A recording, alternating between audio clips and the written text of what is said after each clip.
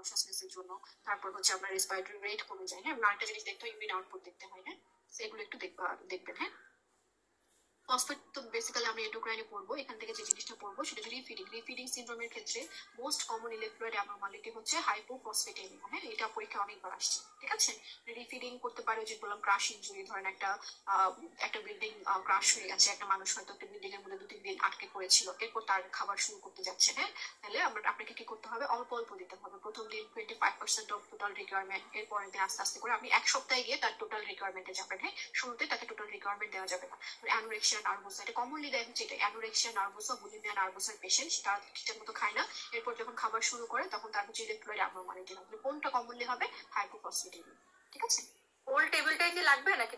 না না, যারা মনে রাখতে পারেন পুরোটা মনে রাখবেন, বাট এটুকু যেটা দাগিয়ে দিয়েছে এটুকু যাতে অবশ্যই মনে থাকে। হ্যাঁ, এগুলো প্লাস মাইনাস, মনে রাখতে পারলে ভালো, না রাখতে পারলে কোনো দরকার নেই। এখন যেমন দেখেন মেটাবলিক অ্যাসিডোসিসের বক্স বলেছে ইনফিনিটি এস্টার, যেটা ইনফিনিটি এস্টার সেটাতে আপনি অনেক বেশি গুরুত্ব দিবেন। হ্যাঁ, এই বক্সে আপনার এত গুরুত্ব দেওয়ার দরকার নেই। ম্যাগনেসিয়াম কোন ক্ষেত্রে মোস্ট কমন বলেছিলেন? হাইপোম্যাগনেসিয়াম কোন ক্ষেত্রে মোস্ট কমন বলেছিলেন? Parental nutrition. আচ্ছা, আপনাদের আজকে পরীক্ষা হওয়ার কথা না? গত 2 ক্লাসে পরীক্ষা হবে না আপনাদের? তার মানে হচ্ছে পড়া হয় নাই, পড়তে হবে। হ্যাঁ, আচ্ছা, এখন আমরা আসি হচ্ছে লিপিড এবং হচ্ছে লিপোপ্রোটিন মেটাবলিজম। কারণ আমি এ পর্যন্ত যা বলেছি তার 80% গত ক্লাসে পড়াইছি, 20% হয়তো আমি নতুন কথা বলছি। হ্যাঁ, ওকে, আচ্ছা এখানে আসেন। হ্যাঁ, লিপিড মেটাবলিজম আমরা একটু দেখবো, এই জায়গা থেকে পরীক্ষায় প্রশ্ন হয়। হ্যাঁ, এখানে দেখেন, হ্যাঁ প্রথমে হচ্ছে আমরা যে খাবারটা খাচ্ছি সেই খাবারটা ইন্টেস্টাইনে যাচ্ছে, এই ইন্টেস্টাইনের যে লিপিড সেটা ক্যারি করে কে নিয়ে যাচ্ছে, দেখেন কাইলোমাইক্রন। তাহলে একটা পরীক্ষায় যদি প্রশ্ন আসে যে ডায়েটরি লিপিড কে ক্যারি করে নিয়ে যায়, হ্যাঁ ডায়েটরি লিপিড কে ট্রান্সপোর্ট করে, তাহলে আনসার হবে কাইলোমাইক্রন। ঠিক আছে, আবার লিপিড কোথায় তৈরি হয়, লিভারে তৈরি হয়। এই লিভারের যে লিপিড সেটাকে ক্যারি করে নিয়ে যায় ভিএলডিএল, এলডিএল। হ্যাঁ, তারা হচ্ছে ক্যারি করে নিয়ে যায়। হ্যাঁ, আরেকটা পরীক্ষায় প্রশ্ন আসে হচ্ছে সবচেয়ে ট্রাইগ্লিসারাইড রিচ লিপোপ্রোটিন কোনটা, সেটা হবে কাইলোমাইক্রন। ঠিক আছে, এরপর হচ্ছে দেখেন টিস্যু থেকে কে লিপিড ক্যারি করে, আবার বলছি। হ্যাঁ, একটা হচ্ছে ডায়েটারি লিপিড যেটা আমরা খাচ্ছি ইন্টেস্টাইন থেকে। হ্যাঁ, এই ইন্টেস্টাইন থেকে ডায়েটারি লিপিডটা ক্যারি করছে হচ্ছে কাইলোমাইক্রন, যেটা হচ্ছে টিজি রিচ, ট্রাইগ্লিসারাইড রিচ, অনেক ট্রাইগ্লিসারাইড।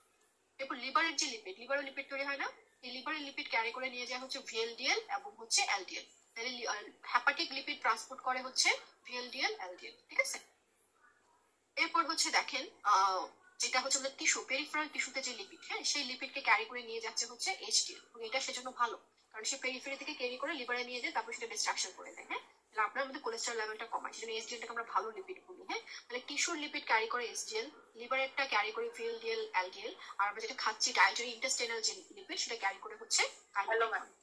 ঠিক আছে, সেটা হচ্ছে সবচেয়ে ট্রাইগ্লিসারাইড রিচ থাকে। হ্যাঁ, ট্রাইগ্লিসারাইড রিচ লিপোপ্রোটিন হচ্ছে কাইলোমাইক্রন।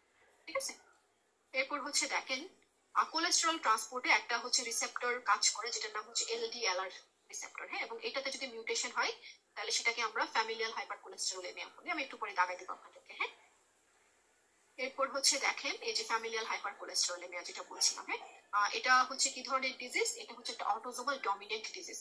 আপনার জেনেটিক ডিজিজে যে যে জায়গায় ফ্যামিলিয়াল কথাটা লিখে পাবেন, যে যে জায়গায় হেরিডিটারি কথাটা লিখে পাবেন, অল আর অটোজোমাল ডমিনেন্ট। ঠিক আছে, ফ্যামিলিয়াল, হেরিডিটারি এই দুটো কথা যদি লিখে থাকে এটা অটোজোমাল ডমিনেন্ট। একটা এক্সেপশন, সেটা হচ্ছে ফ্যামিলিয়াল মেডিটেরেনিয়ান ফিভার, যেটা অটোজোমাল রিসেসিভ। এই একটা এক্সেপশন ছাড়া যত জায়গায় ফ্যামিলিয়াল কথাটা লেখা পাবেন অল আর অটোজোমাল ডমিনেন্ট। যত জায়গায় হেরিডিটারি কথাটা লিখে পাবেন, হ্যাঁ সেটা হচ্ছে অটোজোমাল ডমিনেন্ট। হ্যাঁ, একটা এক্সেপশন কি বলেছি, ফ্যামিলিয়াল মেডিটেরেনিয়ান ফিভার, যেটা অটোজোমাল রিসেসিভ। হ্যাঁ, এটা কেন হচ্ছে দেখেন এলডিএলআর জিনের মিউটেশনের জন্য হচ্ছে। ঠিক আছে, তাহলে এখানে দেখেন এখানে পেশেন্ট কি ক্লিনিক্যাল ফিচার্স নিয়ে আসবে, আমরা বলি আমাদের এজ 40 ইটসেলফ একটা রিস্ক ফ্যাক্টর। বুঝি নেবে আবার কি বললেন নাম, familial Mediterranean fever, familial Mediterranean fever. আমি আমার ল্যাপটপটা নিয়ে আসলাম, ল্যাপটপে আমি লিখে দিতে পারতাম, আমি লিখতে পারতেছি ফ্যামিলিয়াল মেডিটেরেনিয়ান ফিভার।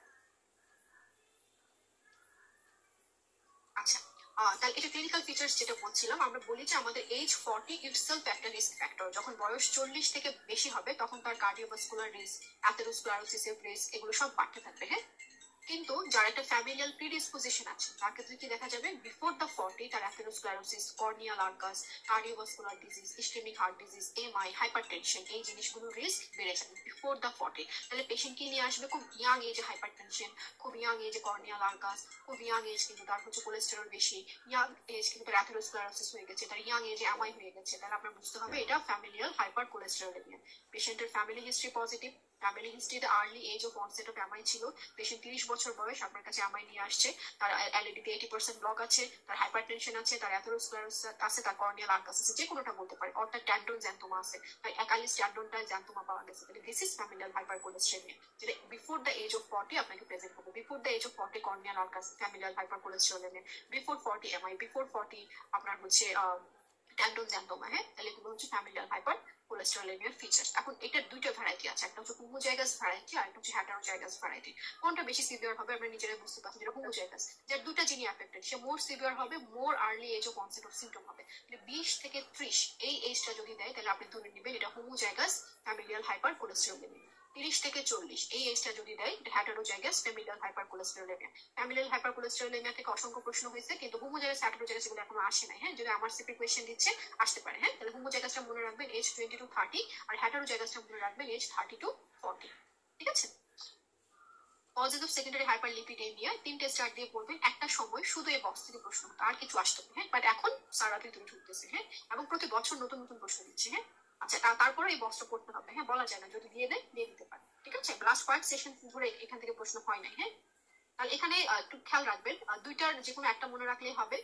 এখানে শুধু এক্সট্রা করে মনে রাখবেন যে গ্লুকোকর্টিকয়েড এবং হচ্ছে এন্টি রেট্রোভাইরাল এজেন্ট। হ্যাঁ, এই দুটা বোধ করতে পারে, সেকেন্ডারি হাইপারকোলেস্টেরোলেমিয়া, হাইপারট্রাইগ্লিসারিডেমিয়া, দুটাই করতে পারে। গ্লুকোকর্টিকয়েড, অ্যান্টি রেট্রোভাইরাল এজেন্ট, দুই জায়গায় আছে, গ্লুকোকর্টিকয়েড, অ্যান্টি রেট্রোভাইরাল এজেন্ট। ঠিক আছে, এই দুটাই করতে পারে। হ্যাঁ,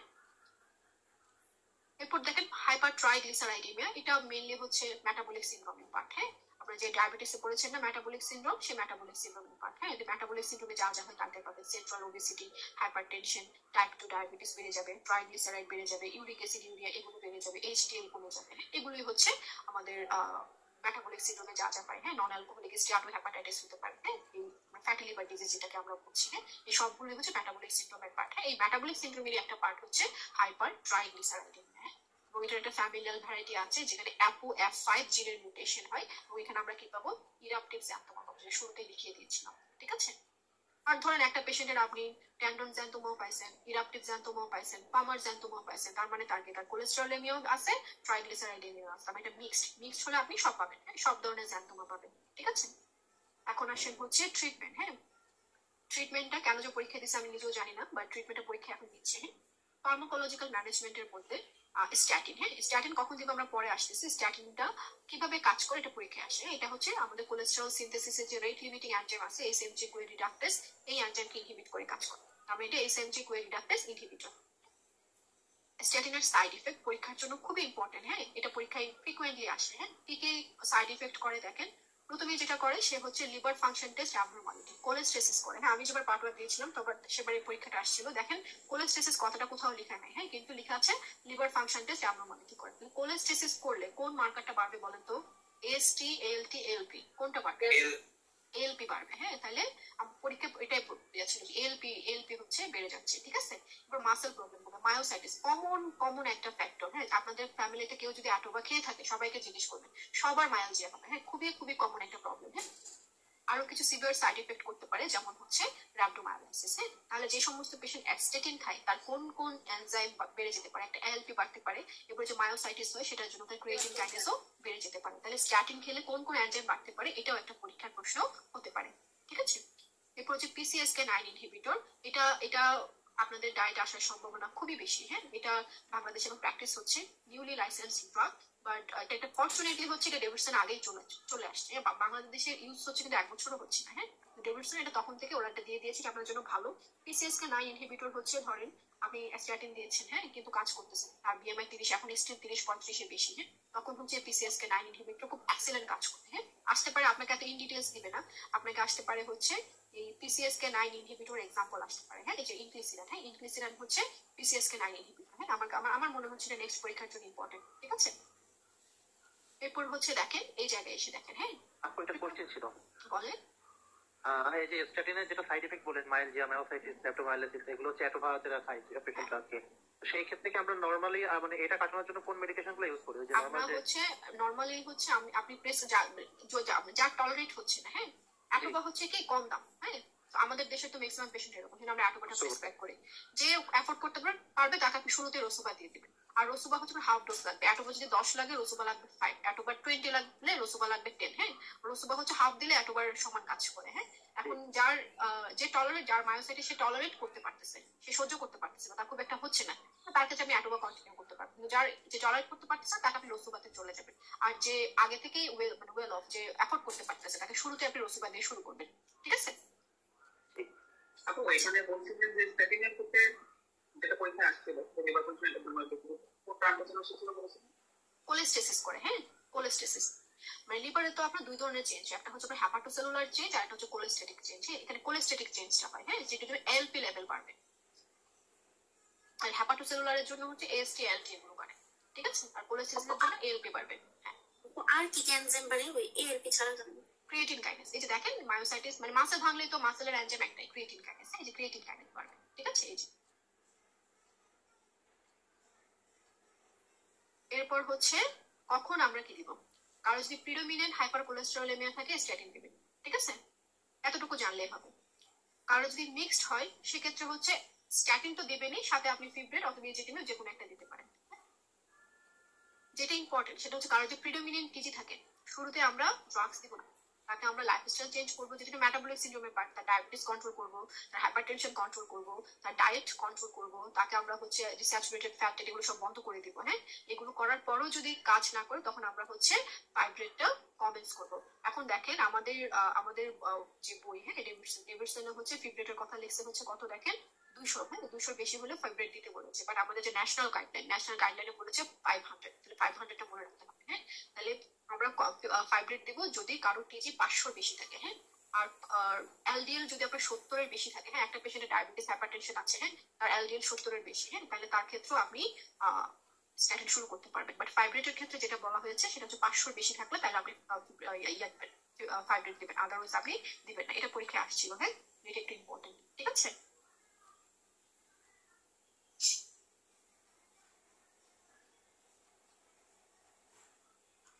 ঠিক আছে, তাহলে এলডিএল এ আমার টার্গেট হচ্ছে লেস দেন 70, হ্যাঁ, আর টিজি টার্গেট হচ্ছে লেস দেন 500। আর যদি দেখেন যে অপশনে 500 নাই, শুধু 200, 300, 100 এরকম দেওয়া আছে, তাহলে 200 দেখাবেন। যদি ডেভিডসন থেকে কেউ প্রশ্ন করে আর কি, হ্যাঁ, বাট আমাদের প্রশ্ন গাইডলাইন থেকে হওয়ার সম্ভাবনা বেশি, হ্যাঁ, কারণ এই গাইডলাইন খুবই ফেমাস। এরপর দেখেন highly poly unsaturated long chain fatty acid, যত লং চেইন যত আনস্যাচুরেটেড আমাদের জন্য তত ভালো। তাহলে ভালো অ্যাসিড গুলো কি করবে, সে ভালো ভালো কাজ করবে, হ্যাঁ, সে আপনার কার্ডিওভাস্কুলার রিস্ক কমাবে, তারপর সে প্লাটলেট এগ্রিগেশন কমাবে, থ্রোম্বোএম্বোলিজম কমাবে, হ্যাঁ, সে আমার বডির জন্য ভালো, হ্যাঁ। এইটাই পরীক্ষায় আসছিল যে এই highly poly unsaturated fatty acid কি কি কাজ করে। সে প্লাটলেট এগ্রিগেশন করে, এরিথমিয়া প্রিভেন্ট করে, তারপর তার হচ্ছে মর্টালিটি বেনিফিট আছে ফ্রম করোনারি হার্ট ডিজিজ, ঠিক আছে। এবং এটা হচ্ছে আপনার ভালো, সবচেয়ে ভালো আর কি, হ্যাঁ। তো এই জিনিসগুলো একটু দাগাবেন, হ্যাঁ। এবং এটার জন্য হচ্ছে আমরা ডায়েটারি ফিশটাকে রিকমেন্ড করি, হ্যাঁ, প্রিফার্ড সোর্স, হ্যাঁ, মানে মাংসের চেয়ে আমরা হচ্ছে মাছটাকে বেশি প্রেফার করি, হ্যাঁ। এরপর হচ্ছে দেখেন inherited metabolic disorder phenyl ketonuria, এটা দেখেন ফিনাইলঅ্যালানিন হাইড্রোক্সিলেজ, এই এনজাইমটা যদি ডেফিশিয়েন্ট থাকে তাহলে হচ্ছে আপনার এই ফিনাইল কিটোনিউরিয়া হয়, হ্যাঁ, মানে এটা ভাঙতে পারে না, যার কারণে বেড়ে যায়, অ্যাক্সেসটা তখন বিভিন্ন জায়গায় অর্গানে ইনভলভ করতে পারে, ইউরিনে জমা হতে পারে, হ্যাঁ।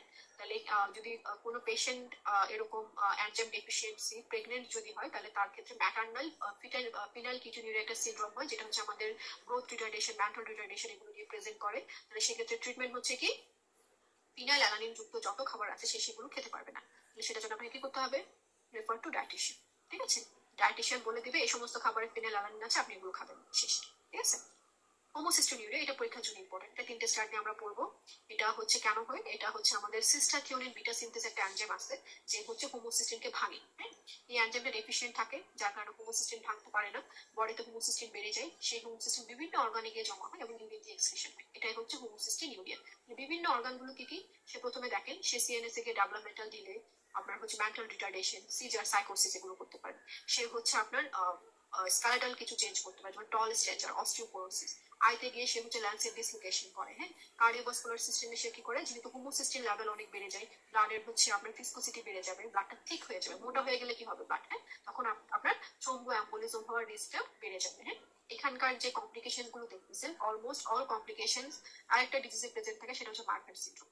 সেজন্য হোমোসিস্টিনিউরিয়া খুব ইম্পর্টেন্ট। হোমোসিস্টিনিউরিয়া পেশেন্টের অ্যাক্টোপিয়া লেন্টিস থাকে, হোমোসিস্টিনিউরিয়া পেশেন্টের কার্ডিওভাস্কুলার কমপ্লিকেশন থাকে, অস্টিওপোরোসিস থাকে, টল স্ট্রেচার থাকে, সবই থাকে। পার্থক্য করবো কি দিয়ে? প্রথম যে ডিফারেন্সিয়েটিং পয়েন্ট সেটা হচ্ছে ল্যান্সের ডিসলোকেশন, হ্যাঁ। আপনি মনে রাখবেন, মারফেন ফ্যান মাথার উপরে থাকে, সেটা মারফেন সিনড্রোমে আপনার আপওয়ার্ড ডিসলোকেশন হবে। তাহলে আপওয়ার্ড ডিসলোকেশন যদি হয়, তাহলে আইবলটা প্রোট্রুডেড থাকবে, তাই না, লেন্সটা উপরের দিকে উঠে যাবে। আর হোমোসিস্টিনিউরিয়াতে হচ্ছে ডাউনওয়ার্ড ডিসলোকেশন হবে, তাহলে আইবলটা ভেতরের দিকে ঢুকানো থাকবে, অথবা বলে দিবে যে upward dislocation of lens, downward dislocation of lens. এখন কথা হচ্ছে এটা অনেকবার এই সিনারিও দিয়ে চলে আসছে, স্যাররাও জানেন, আপনি এটা জানেন, আপওয়ার্ড ডাউনওয়ার্ড, হ্যাঁ। এখন অন্যগুলো দেওয়ার চেষ্টা করতেন, অন্যগুলো কিভাবে ডিফারেন্সিয়েট করবো? সেকেন্ড যে differentiating point, important differentiating point, সেটা হচ্ছে ইন্টেলেকচুয়াল অ্যাবিলিটি। যদি মারফান সিনড্রোম হয়, ইন্টেলেকচুয়াল অ্যাবিলিটি অ্যাবসলিউটলি নর্মাল থাকবে। আপনারা মনে রাখবেন, আমাদের আব্রাহাম লিঙ্কন, তার মারফান সিনড্রোম ছিল, হ্যাঁ, সে মেন্টালি সাউন্ড ছিল, হ্যাঁ, তার ইন্টেলেকচুয়ালিটি নিয়ে আমাদের কারো কোনো কোয়েশ্চেন নেই, হ্যাঁ। তাহলে এটা দিয়ে আপনি মনে রাখবেন, মারফান সিনড্রোমের পেশেন্ট ইন্টেলেকচুয়ালি নর্মাল থাকবে, আর হোমোসিস্টিনিউরিয়ার পেশেন্ট ইন্টেলেকচুয়ালি সাব নর্মাল বা অ্যাবনর্মাল থাকবে, ঠিক আছে। আর যেটা পার্থক্য, মারফান সিনড্রোমের বেসিক প্যাথোফিজিওলজি কি, ফিব্রিলিন জিনের মিউটেশন হয়, কোলাজেন ডিফেক্ট হয়, যার কারণে তার হচ্ছে আপনার কোয়ার্কটেশন অফ অ্যাওর্টা, অ্যাওর্টিক ডিসেকশন, এই ধরনের কমপ্লিকেশন হবে। তার কার্ডিওভাস্কুলার কমপ্লিকেশন গুলো কি, কোয়ার্কটেশন অফ অ্যাওর্টা, অ্যাওর্টিক ডিসেকশন, হ্যাঁ। আর হোমোসিস্টিনিউরিয়ার কার্ডিওভাস্কুলার কমপ্লিকেশন কি, থ্রোম্বো অ্যাম্বোলিজম হচ্ছে, হ্যাঁ।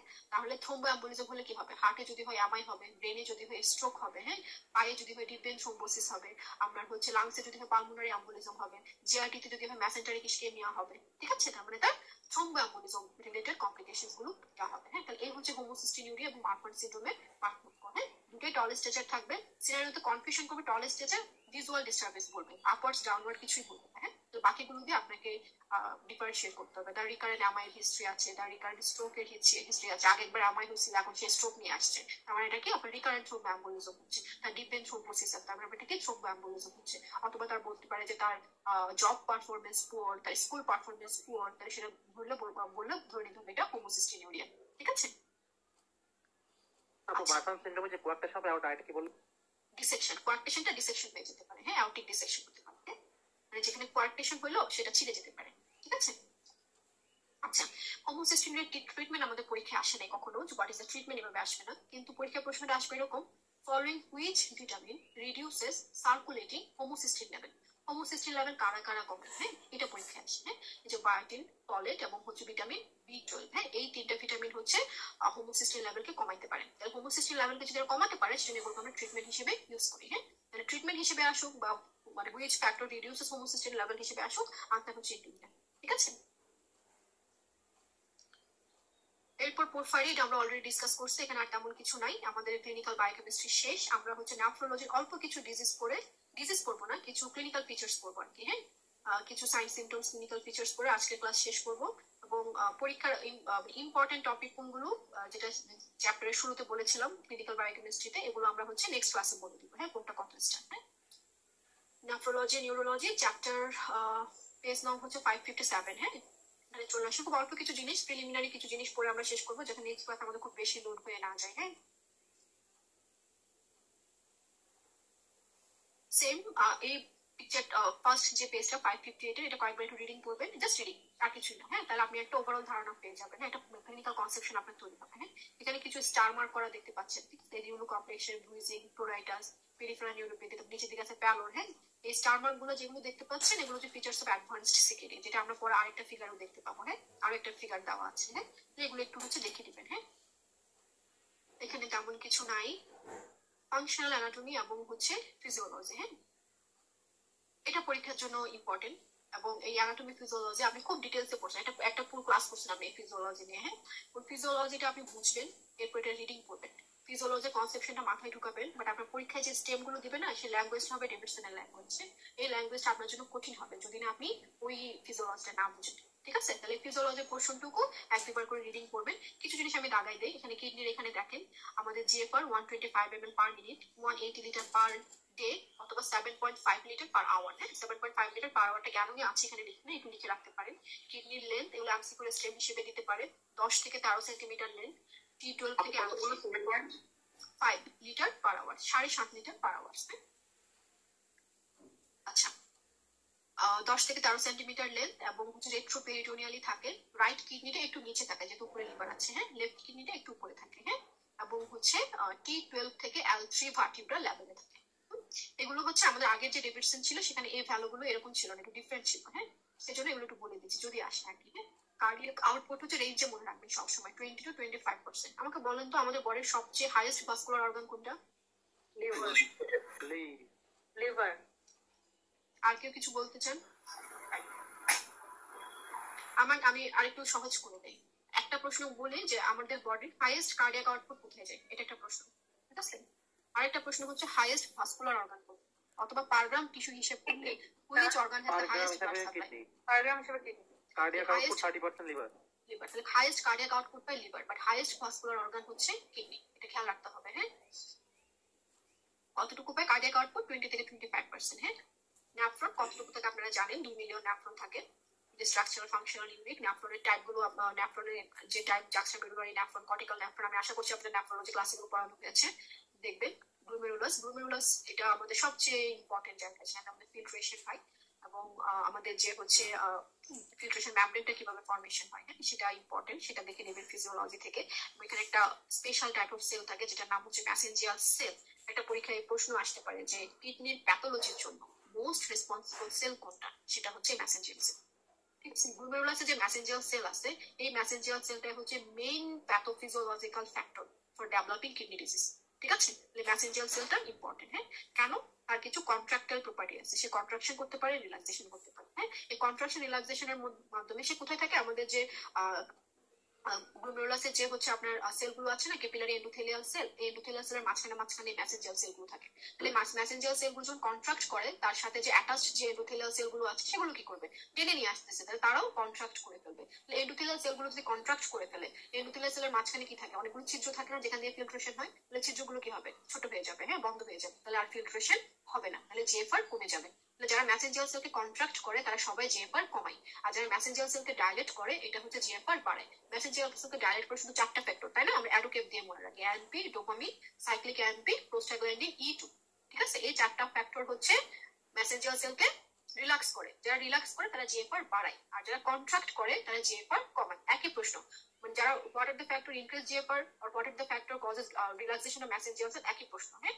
দুই জায়গায় 2-3টা বক্স মুখস্থ করবেন, একটা করলে আপনার হচ্ছে আনসার হয়ে যাবে, ঠিক আছে।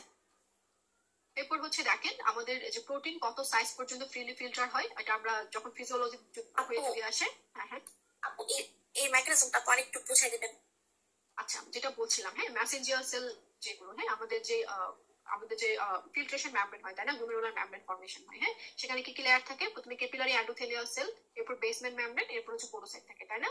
এই ক্যাপিলারি এন্ডোথেলিয়াল সেলের মাঝখানে হচ্ছে আমাদের মেসেঞ্জিয়াল সেলগুলো থাকে, মানে ক্যাপিলারি এন্ডোথেলিয়াল সেলের সাথে অ্যাটাচড হয়ে তারা থাকে, হ্যাঁ। তাহলে ওরা যখন কন্ট্রাক্ট করবে, হ্যাঁ, মেসেঞ্জিয়াল সেল যখন কন্ট্রাক্ট করবে, তাহলে তারা কি করবে বলেন তো, আশেপাশে যে এন্ডোথেলিয়াল সেল গুলো আছে তারাও কন্ট্রাক্ট হয়ে যাবে না, অনেকটা কান টানলে মাথা আসে বলেন, অনেকটা সেরকম, হ্যাঁ। তাহলে মেসেঞ্জিয়াল সেল গুলো যখন কন্ট্রাক্ট করবে, তার সাথে যে অ্যাটাচড এন্ডোথেলিয়াল সেল গুলো কি করবে, তারাও তার সাথে কন্ট্রাকশন করবে, হ্যাঁ। তারা যে কন্ট্রাকশন করে ফেলে, এন্ডোথেলিয়াল সেলের মাঝখানে আমরা পড়েছিলাম না, ফেনেস্ট্রা থাকে, অনেকগুলো ছোট ছোট পোর্ট থাকে, হ্যাঁ। ওই পোর্ট দিয়ে হচ্ছে আমাদের ফিল্ট্রেশনটা হয়, হ্যাঁ। আমরা পড়েছিলাম না যে 4 ন্যানোমিটার হলে ইজিলি ফিল্ট্রেশন হবে, 4 to 8 ন্যানোমিটার ভেরিয়েবল, 8 ন্যানোমিটারের বেশি হলে ওই পোর দিয়ে তারা যেতে পারবে না। এখন পোর গুলো সব বন্ধ হয়ে গেছে, হ্যাঁ, কন্ট্রাকশন হলে কি হবে, ছিদ্রগুলো সব বন্ধ হয়ে যাবে, তাহলে তার ফিল্ট্রেশনটা হবে না। ফিল্ট্রেশন যদি না হয় তাহলে জিএফআরটা কি হবে, কমে যাবে, তাই না। ফিল্ট্রেশন না হলে তার মানে কি জিএফআর কম, ঠিক আছে। আর যারা মেসেঞ্জিয়াল সেলকে ডাইলেট করবে তারা কি করতেছে, মেসেঞ্জিয়াল সেল ডাইলেটেড, তার মানে এন্ডোথেলিয়াল সেলও ডাইলেটেড হয়ে আছে, পোর গুলো তার ঠিকঠাক মতো সাইজে আছে, তাহলে প্রপারলি ফিল্ট্রেশন হতে পারবে, ফিল্ট্রেশন হলে জিএফআরটা বাড়বে। সেজন্য মেসেঞ্জিয়াল সেলকে যারা রিল্যাক্স করবে, ডাইলেট করবে, তারা জিএফআর বাড়ায়, আর মেসেঞ্জিয়াল থেকে যারা কন্ট্রাক্ট করে তারা হচ্ছে জিএফআর কমায়, ঠিক আছে। থ্যাংক ইউ আপু। ওকে, আচ্ছা, যেটা 4-8 ন্যানোমিটার বলেছিলাম সেটা ডেভিডসনে লেখা আছে কি দেখেন, লেস দেন 20 কিলো ডাল্টন যদি হয় ফ্রিলি যেতে পারবে, 20 to 67 যদি হয় ভেরিয়েবল, আর মোর দেন 67 হলে সে ইম্পারমিবল, ঠিক আছে। ওটা কোন জায়গায়? এই যে এখানে লেখা আছে দেখেন, একদম উপরের দিকে লেখা আছে, হ্যাঁ। আপু তাহলে যেটা প্রোটিনের ভ্যালু বলতে ওটা কি কাজ করতে পারে? আসতে পারে, কেউ আসবে কেউ আসবে না, এরকম ভেরিয়েবল।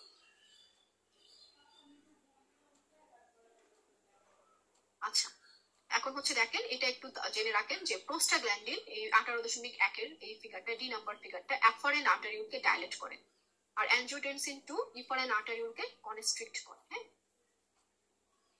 এখন আসেন জিএফআর। হ্যাঁ, জিএফআর দেখেন, জিএফআর মেজারমেন্ট করার জন্য দুইটা ফর্মুলা আছে, একটা হচ্ছে সিকেডি এপিডেমিওলজি ফর্মুলা আর একটা হচ্ছে এমডিআরডি ফর্মুলা। হ্যাঁ, এর মধ্যে মোর অ্যাকুরেটলি মেজার করা যায় সিকেডি এপিডেমিওলজি ফর্মুলা। আপনারা মনে রাখবেন, যে পেশেন্টের already established CKD, diagnosed CKD, তার জন্য আমরা এমডিআরডি ফর্মুলা ইউজ করবো, ঠিক আছে। কিন্তু যে পেশেন্টের সিকেডি এখনো ডায়াগনোসিস হয় নাই, নতুন একটা পেশেন্ট, আপনি সিকেডি ডায়াগনোসিস করতে চাচ্ছেন, তার জন্য আমরা করবো সিকেডি এপিডেমিওলজি ফর্মুলা, ঠিক আছে। New patient CKD epidemiology patient formula, আর ওল্ড পেশেন্ট এমডিআরডি ফর্মুলা, ঠিক আছে। এখন দেখেন, এই জিএফআর এর কিছু লিমিটেশন আছে। হ্যাঁ, এটা পরীক্ষায় অসংখ্যবার আসছে এমসিকিউতে। হ্যাঁ, এই লিমিটেশন গুলো আমাদের আপু আরেকবার বলেন, নিউ পেশেন্ট কি ফর্মুলা? এই যেটা সিকেডি এপিডেমিওলজি এটা। হ্যাঁ, আর এমডিআরডি টা হচ্ছে ওল্ড পেশেন্ট, এটা এমডিআরডি টা ওল্ড পেশেন্ট। হ্যাঁ, অথবা যদি একটা জানতে চান আপনি একটা করবেন, কোনটা করবেন? সিকেডি এপিডেমিওলজি, কারণ এটা মোর অ্যাকুরেটলি মেজার করবে। এখন এই ইজিএফআর মেজারমেন্টের কিছু লিমিটেশন আছে, মানে কিছু কিছু কন্ডিশন আছে যেখানে হচ্ছে এই সিকেডি এই ইজিএফআরটা ভ্যালিড না, আপনি করতে পারবেন না, বা করলেও সেটার কোনো গ্রহণযোগ্যতা থাকবে না। এখানে আমরা বেসিক্যালি কি দেখি? ক্রিয়েটিনিনের ক্লিয়ারেন্সটা দেখি। হ্যাঁ, তাহলে ক্রিয়েটিনিন তো একটা মানে কোনো এমন কোনো ফ্যাক্টর না যেটা কোনো চেঞ্জ হবে না, কোনো ধ্রুবক এরকম তো কোনো কিছু না, তাই না? ক্রিয়েটিনিন সে ডিপেন্ড করে মাসের উপর। হ্যাঁ, আবার ক্রিয়েটিনিন মানুষ সাপ্লিমেন্ট নিতে পারে। হ্যাঁ, আবার ধরেন অনেকগুলো ড্রাগস আছে যারা ক্রিয়েটিনিনকে হচ্ছে মেটাবলিজমকে ইম্পেয়ার করে। হ্যাঁ, সো ক্রিয়েটিনিন কোনো অ্যাবসলিউট কোনো কিছু নেই। এই সমস্ত কন্ডিশনে আমরা হচ্ছে ইজিএফআর মেজার করতে পারবো না। প্রথম যে কন্ডিশনটা সেটা হচ্ছে মাসেল মাস। কারো মাসেল মাস যদি অনেক কম হয় অথবা অনেক বেশি হয়, তাহলে সেই সমস্ত পেশেন্টের ইজিএফআর ভ্যালিড না। যার মাসেল মাস বেশি তার ক্রিয়েটিনিন আসবে বেশি, দেখে আমার মনে হবে হ্যাঁ ক্রিয়েটিনিন তো বেড়ে গেছে, বাট অ্যাকচুয়ালি তো তা না, তার মাসেল মাস বেশি দেখে ক্রিয়েটিনিন বেশি আসতেছে। ধরেন একটা পেশেন্টের অ্যাম্পুটেশন হয়ে গেছে, হ্যাঁ, তার তো আর মাসেল মাস এটা নর্মাল মানুষের মতো থাকবে। অথবা একটা ক্যাকেকটিক একটা পেশেন্ট, তার মাসেল মাস নাই, হ্যাঁ, তার ক্রিয়েটিনিন আসবে কম, কিন্তু ওইদিকে তার সিকেডি হয়ে বসে আছে। হ্যাঁ, আমি ক্রিয়েটিনিন দেখে দেখলাম এটা তো কম ক্রিয়েটিনিন, তার মানে সে ভালো আছে, বা তার সে তো আসলে ভালো নাই। হ্যাঁ, কারণ তার মাসেল মাস কম। হ্যাঁ, সেই তুলনায় হয়তো ক্রিয়েটিনিনটা অনেক বেশি, বাট আমার নর্মাল রেঞ্জের মধ্যে আসছে দেখে আমি হয়তো ভাবতেছি এটা নর্মাল, বাট অ্যাকচুয়ালি নর্মাল না, এটা ওর জন্য বেশি। হ্যাঁ, একটা ক্যাকেকটিক পেশেন্টের জন্য বেশি, একটা অ্যাম্পুটি করা পেশেন্টের জন্য বেশি, ঠিক আছে। তাহলে মাসেল মাস যদি এক্সট্রিম হয়, এক্সট্রিম মানে আইদার খুব কম আর খুব বেশি, এই সমস্ত কন্ডিশন আপনি ইজিএফআর দেখতে পারবেন না, ঠিক আছে। এরপর হচ্ছে দেখেন, এই কিছু ড্রাগস আছে যারা হচ্ছে ক্রিয়েটিনিনকে এক্সক্রিট হইতে দেয় না, যেমন হচ্ছে সিমেটিডিন, ট্রাইমেথোপ্রিম। এখানে ট্রাইমেথোপ্রিমের কথা লেখা আছে, সিমেটিডিনের কথা লেখা নেই, সেটাও লিখে রাখেন। হ্যাঁ, সিমেটিডিন ট্রাইমেথোপ্রিম যে সমস্ত পেশেন্ট খায় তাদের ক্ষেত্রে আপনি এটা ইজিএফআর মেজার করতে পারবেন। আপনাকে বন্ধ করতে হবে, 2 সপ্তাহ পরে আপনি এগুলো মেজার করতে পারবেন, ঠিক আছে। এরপর হচ্ছে any acute condition. Acute condition একই হতে পারে, অথবা একটা হসপিটালে একটা অ্যাডমিটেড কোনো একটা পেশেন্ট, হ্যাঁ, যার কোনো একটা অ্যাকিউট কোনো একটা ইলনেস আছে। হ্যাঁ, যার একটা অ্যাকিউটলি ইল পেশেন্ট, তার জিএফআর এমনি কমে যেতে পারে, তাই না? কম মানে কি সিকিডি? কম মানে তো সিকিডি না, তাই না? তাহলে সে কি হবে? সে যখন সুস্থ হবে তখন তার জিএফআর আবার নর্মাল হয়ে যাবে। হ্যাঁ, ধর একটা পেশেন্ট একেআই হলো, একেআই কিন্তু জিএফআর কমবে, কিন্তু পরবর্তীতে গিয়ে আবার হচ্ছে জিএফআরটা বেড়ে যাবে, ঠিক আছে। তাহলে কোনো অ্যাকিউট কন্ডিশনে আমরা এই জিএফআর বলবো না। সিকেডির ক্ষেত্রে আপ টু স্টেজ 3A পর্যন্ত, আমরা একটু পরে সিকেডির স্টেজ করবো, এই আপ টু স্টেজ 3A পর্যন্ত শুধুমাত্র ইজিএফআর থেকে সিকেডিকে ক্লাসিফাই করা যাবে না। আপনি স্টেজ 3A এর পরে গিয়ে শুধুমাত্র ইজিএফআর দেখেও আপনি সিকেডিকে ক্লাসিফাই করতে পারবেন, কিন্তু 3A এর আগ পর্যন্ত শুধু ইজিএফআর দেখে সিকেডি ক্লাসিফাই করা যাবে না। সেক্ষেত্রে আপনার কি লাগবে? এটার পাশাপাশি আরো এভিডেন্স লাগবে এটাকে সিকেডি বলার জন্য, ঠিক আছে। এরপর হচ্ছে দেখেন, ধরেন কোনো পেশেন্ট ক্রিয়েটিন সাপ্লিমেন্ট নেয়, যে প্রোটিন সাপ্লিমেন্ট যারা নেয়, হ্যাঁ, সেটা প্রচুর ক্রিয়েটিন থাকে। হ্যাঁ, এই ক্রিয়েটিন সাপ্লিমেন্ট যে নেয় তার তো ক্রিয়েটিন এমনি বেশি আসবে। হ্যাঁ, তাহলে সেই সমস্ত পেশেন্টেরও ইজিএফআর করা যাবে না। কারো বয়স যদি 18 কম হয় বা কেউ যদি প্রেগনেন্ট থাকে, হ্যাঁ, এই সমস্ত পেশেন্টেরও ইজিএফআর দেখা যাবে না। তাহলে এগুলো হচ্ছে লিমিটেশন অফ ইজিএফআর। হ্যাঁ, পুরো প্যারাগ্রাফ এখানে পড়ার কোনো দরকার নেই, যে কয়টা লাইন লাগানো আছে এই কয়টা লাইন পড়বেন। হ্যাঁ, এখন দেখেন, তাহলে এই সমস্ত পেশেন্ট আপনি করবেনটা কি? দেখেন, আগের পেজে আছে। হ্যাঁ, এই পেশেন্টের আমরা সিস্টেম সি করবো, নেক্সট পরীক্ষার জন্য ইম্পর্টেন্ট। এটা ওয়ার্ল্ড ওয়াইড আগে হতো, বাংলাদেশে এখন অলরেডি স্টাডি হচ্ছে। হ্যাঁ, স্টাডি হয়েছে, ডিএসএম এর মধ্যে স্টাডি হয়েছে, ডিএমসি তে স্টাডি হয়েছে। হ্যাঁ, সিস্টেম সি নিয়ে সো পরীক্ষা আসতে পারে, ঠিক আছে।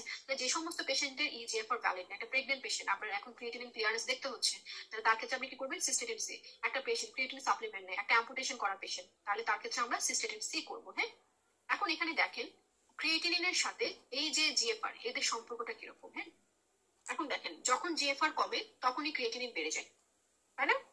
এখন এই যে কমা এবং বাড়াটা সমানুপাতিক হারে হয় না। ধরেন জিএফআর 1 কমলো ক্রিয়েটিনিন 1 বাড়লো, জিএফআর 2 কমলো ক্রিয়েটিনিন 2 বাড়লো। হ্যাঁ, এরকম করে সমানুপাতিক হারে এদের কম বেশি হয় না। হ্যাঁ, এজন্য বলা হয় জিএফআর এর সাথে ক্রিয়েটিনিনের সম্পর্কটা লিনিয়ার না। হ্যাঁ, দেখা যাচ্ছে ক্রিয়েটিনিন সামান্য বাড়ছে, জিএফআর অনেক বেশি কমে গেছে। ঠিক আছে, কিরকম? ধরেন দুইটা পেশেন্টের ক্রিয়েটিনিন 2, দুইজনেরই হচ্ছে জিএফআর 60 ধরে নিলাম। হ্যাঁ, ধরেন প্রথম যে পেশেন্টটা তার ক্রিয়েটিনিন বেড়ে 2 থেকে 2.2 হলো, তার জিএফআর কমলো কত? 50, 60 থেকে কমে 50 হয়ে গেছে। আরেকটা পেশেন্টেরও ধরেন ক্রিয়েটিনিন 2 থেকে 2.2 হয়ে গেছে, কিন্তু দেখা গেছে তার জিএফআর কমে গেছে 40, তার ক্ষেত্রে কমলো কত? 20 কমে গেছে। ঠিক আছে, এরপর ধরেন প্রথম পেশেন্টের জিএফআর 2.2 থেকে 2.3 হয়েছে মাত্র, ওর জিএফআর নেমে গেছে 20-এ, 50 থেকে একদম 20-এ নেমে আসছে। হ্যাঁ, সামান্য একটু ক্রিয়েটিনিন বাড়ছে, জিএফআর অনেক বেশি কমে গেছে।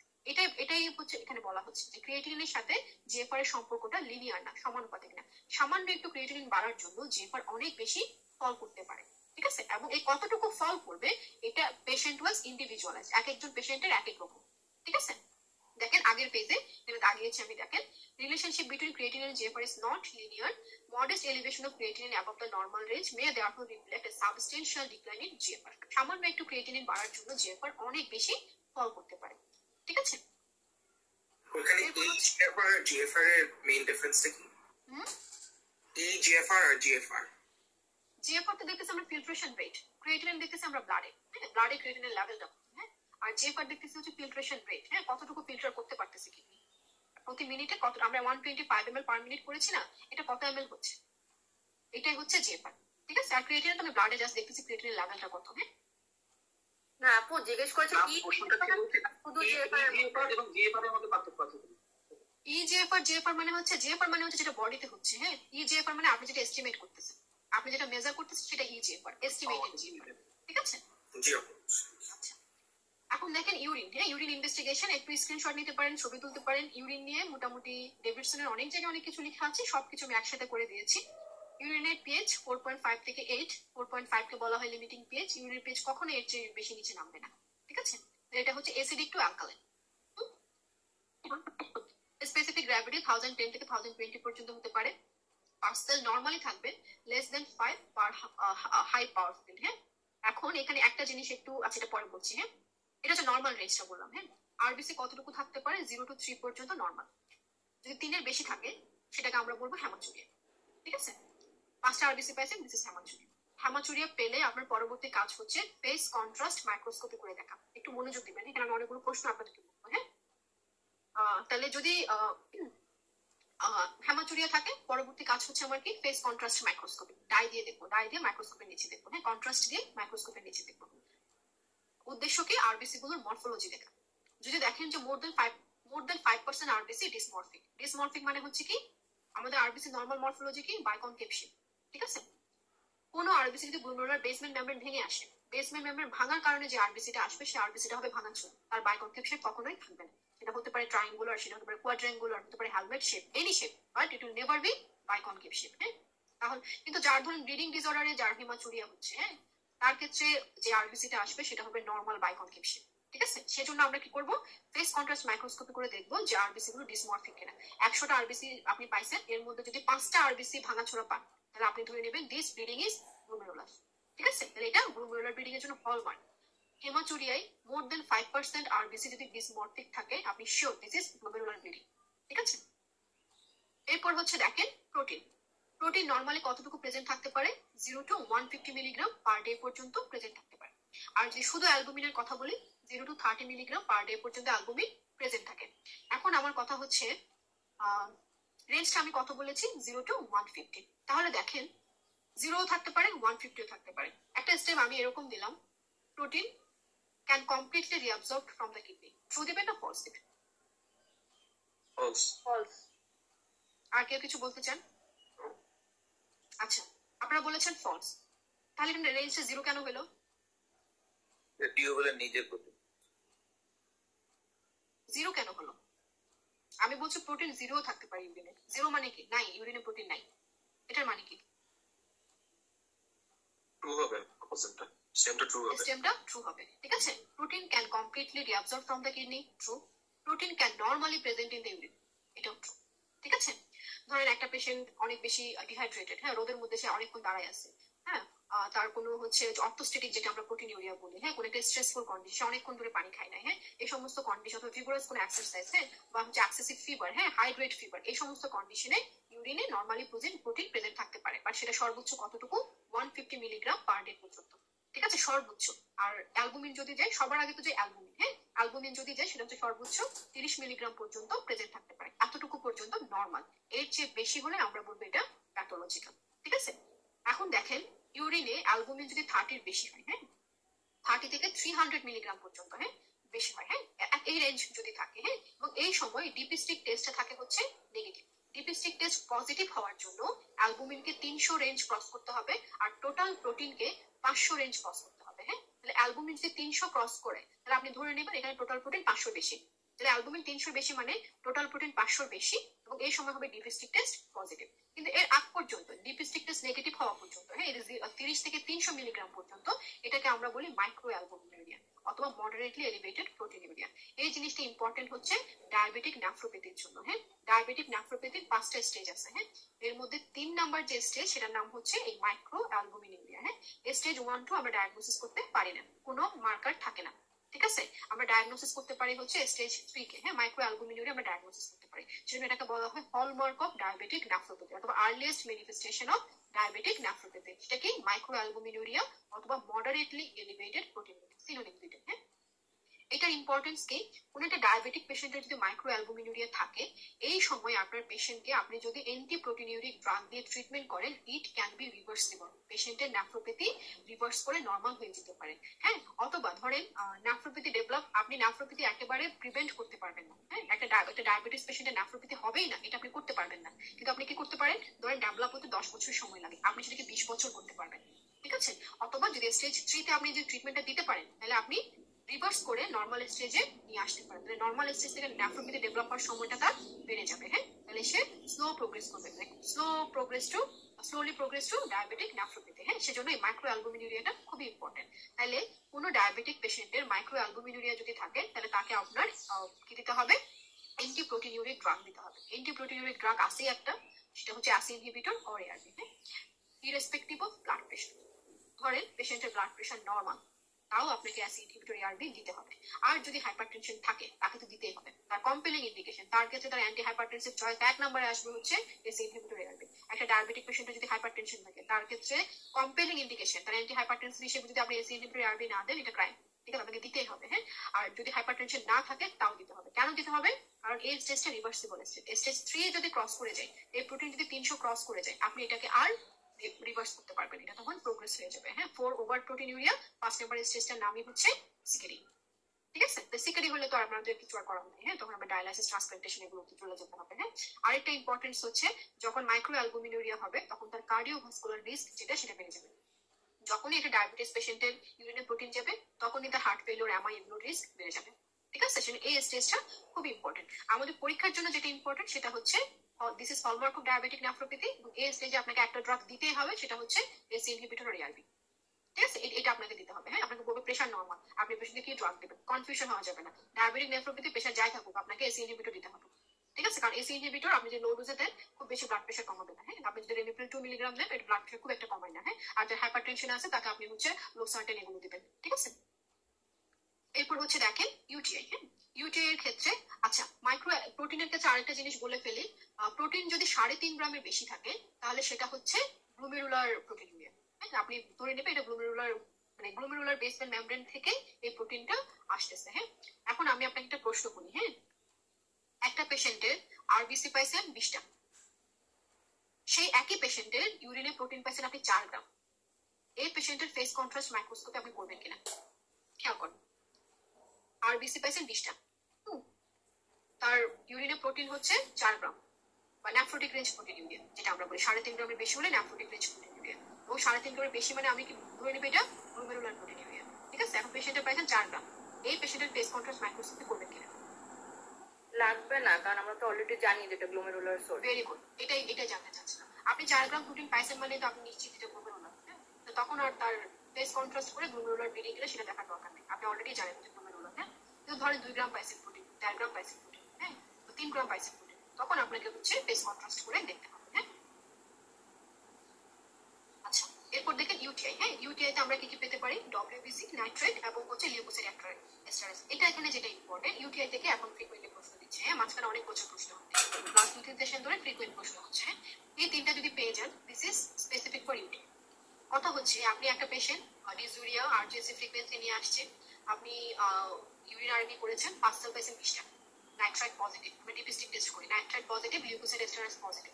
আর আপনি ডিসাইড করছেন আপনি পেশেন্টকে অ্যান্টিবায়োটিক দিবেন, মানে অ্যান্টিবায়োটিক শুরু করার আগে আপনি কালচার সেন্সিটিভিটি করবেন কিনা? না, করবো না, ঠিক আছে, এটা ইম্পর্টেন্ট। হ্যাঁ কোন একটা পেশেন্ট, হেলদি পেশেন্ট যার এটা প্রথমবার ইউটিআই হয়েছে, তার ক্ষেত্রে আপনার প্রথমবারই কালচার সেন্সিটিভিটি করার দরকার নেই। হ্যাঁ আপনি গাইডলাইন ধরে ট্রিটমেন্ট শুরু করবেন। যদি তার রিকারেন্ট হয়, বছরে 3বারের বেশি হচ্ছে, অথবা সে ইমিউনো কম্প্রোমাইজ, তার ডায়াবেটিস আছে, সে স্টেরয়েড খায় অনেকদিন ধরে, অথবা তার ধরে কোনো স্ট্রাকচারাল ড্যামেজ আছে, হ্যাঁ তার ইউরিনারি ট্র্যাক্টে কোনো স্ট্রাকচারাল অ্যাবনরমালিটি আছে, হ্যাঁ তার ক্যাথেটার বলা আছে, শুধুমাত্র এই সমস্ত পেশেন্টের কি করতে হয়, কালচার করতে হয়। আদারওয়াইজ কোনো পেশেন্টের কালচার করার ইউটিআই এর ক্ষেত্রে ইন্ডিকেটেড না। এটাই পরীক্ষায় আসছিল যে অ্যান্টিবায়োটিক দিবেন। ফার্দার মানে ইনভেস্টিগেশন আপনি কি করতে চান, সবাই কালচারের সেন্সিটিভিটি বা দাগায় আসছে, but culture sensitive not mandatory. হ্যাঁ দাগাই দিব ডিভিশনের কথাগুলো এখানে একসাথে বলে দেওয়ার কারণ হচ্ছে একসাথে বলে ভালো মনে থাকবে। হ্যাঁ কাস্ট আমরা কি কি পেতে পারি, ডব্লিউবিসি কাস্ট পেতে পারি, আরবিসি কাস্ট পেতে পারি। হ্যাঁ ডব্লিউবিসি কাস্ট পাই হচ্ছে আমরা পাইলোনেফ্রাইটিসে, আর আরবিসি কাস্ট পাবো হচ্ছে গ্লুমেরুলোনেফ্রাইটিসে। ক্রিস্টাল পেতে পারি, ক্রিস্টাল মানে হচ্ছে রেনাল স্টোন, একটা ড্রাগ রেনাল স্টোন করতে পারে। ক্রিস্টাল নেফ্রোপ্যাথি কোন ড্রাগ করে এটা পরীক্ষায় আসছিল, হ্যাঁ এমনসিপিতে আসছিল, পার্ট 1 কখনো আসে না, তার জেনে রাখবেন যেহেতু ডেভিডসেরও লেখা আছে। হ্যাঁ অ্যাসাইক্লোভির ক্রিস্টাল নেফ্রোপ্যাথি করতে পারে, ঠিক আছে। তো এই হচ্ছে ওভারঅল ইউরিন এক্সামিনেশন। এখন একটু আমরা ডেভিডসনে ফেরত আসি। ইউরিন ইনভেস্টিগেশনে যা যা বলার সব বলে দিয়েছি, এখান থেকে আর কিছু দেখার নাই। লিমিটেশন অফ বিজিএফআর আমরা করেছি।